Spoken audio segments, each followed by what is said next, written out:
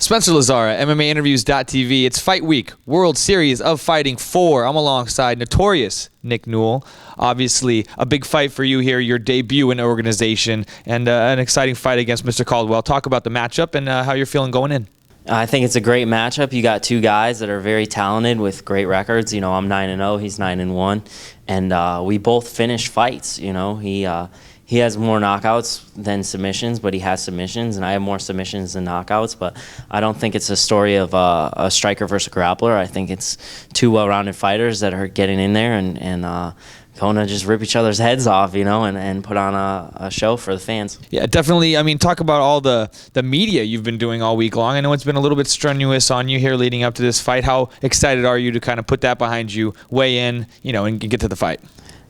I'm very excited. I don't mind the media. You know, I love all my fans, and if there was no media, there'd be no fights, and I wouldn't be able to do this at the level I do it at. You know, with all the attention and exposure. So, but you know, the most important part is fighting, and that's what I do this sport to do, and I can't wait to get out there and show everyone what I've been working on. Talk about the preparation then and what you have been working on for this fight. You know, as usual.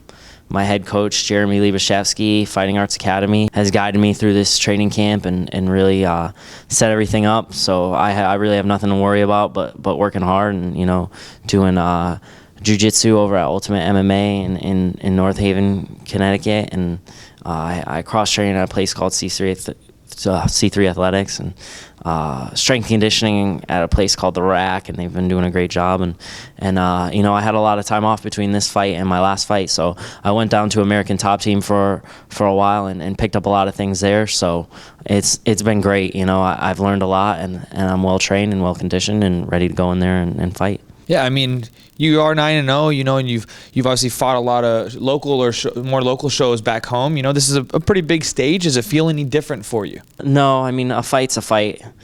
You know, and the more lights, the more attention, the actually more excited I get.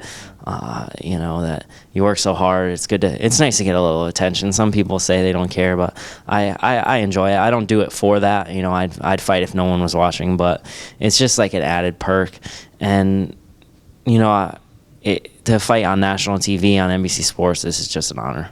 What's the hardest part, the best part for you about being a fighter? I know you've had blinders on. You know, you only thing in your life really you're focusing on is this fight. Yeah, I really dedicated myself to this fight, and I sacrificed a lot and really kept all the distractions out of my life so I can go out there and put on the best performance of my life, and I plan on doing that Saturday night. Cool. Anything else you want to say? Thanks for having me on, and I tune into WSOF on Saturday night and get your first glance at Nick Newell if you haven't already got one already, and I guarantee I'll make you a fan. Definitely excited to see it. This man, notorious Nick Newell. Follow him on Twitter. Check him out Saturday night live on the NBC Sports Network.